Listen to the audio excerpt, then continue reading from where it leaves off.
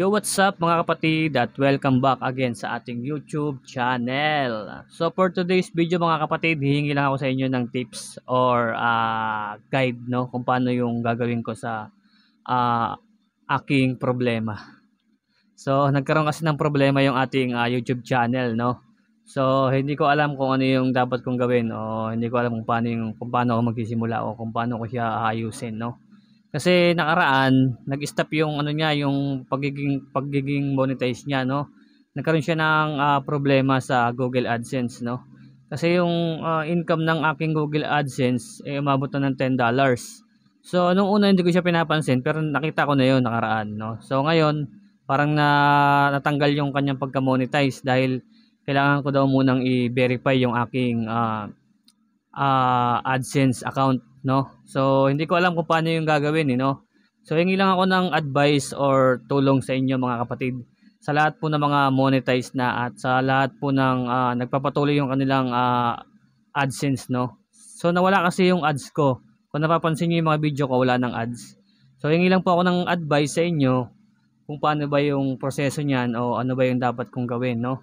Syempre pinaghirapan natin yan at pinagsikapan nating ma-monetize yung ating account tapos biglang mawawala no. Syempre kailangan natin ayusin o kailangan natin solusyonan yung problema na yan no. Kaya hingi sana ako ng advice or tips sa lahat ng mga naka-experience din ng ganitong problema no. Sana mapabilis natin maayos no. So hindi ko alam kung paano yung gagawin ko Hindi ko alam kung paano ko siya ayusin kasi mamaya pag ginalaw ko siya lalo pang magkaroon ng problema. Kaya hingi lang sana ako ng tips at advice sa lahat ng mga small content creator na patuloy yung kanilang AdSense no. Kasi yung sa akin nawala So hindi ko alam kung dapat ko bang i-verify yung account ko or hindi. Kasi hindi ko alam kung paano yung gagawin. Kaya hingi sana ako ng advice at tips sa inyo ng mga kapatid no. So may nakalagay kasi doon na verify your account. So hindi ko alam kung paano ko siya i-verify at kung ano yung gagawin ko. Kaya hingi sana ako ng tips sa mga marurunong at nakakaalam diyan no. Baka pwede niyo akong i-guide. Pwede kayong mag-comment sa comment section kung ano yung dapat kong gawin para bumalik yung ating ads no. Sayang naman kasi kung hahayaan na lang natin tas mag-upload lang tayo ng video wala naman income, di ba? Kawawa naman tayo. Hindi na nga tayo sikat. Wala pa tayong AdSense. Tapos, ayun. Wala pang kita. No? So, ayan. Hingi lang ako ng advice sa mga kapatid. Sa lahat ng mga monetize na dyan. No?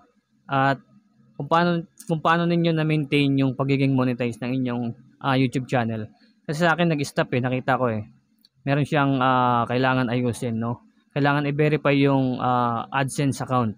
So, hindi ko alam kung paano gagawin. Hindi ko alam kung paano yung naayusin. Kaya hingi lang ako ng tips or advice sa mga matatagal ng YouTuber na hanggang ngayon ay nag-i-exist pa rin yung kanilang Google AdSense no. So meron pa rin mga ads sa kanilang video. So yun lang mga kapatid, sana ma-help nyo ako no sa aking problema.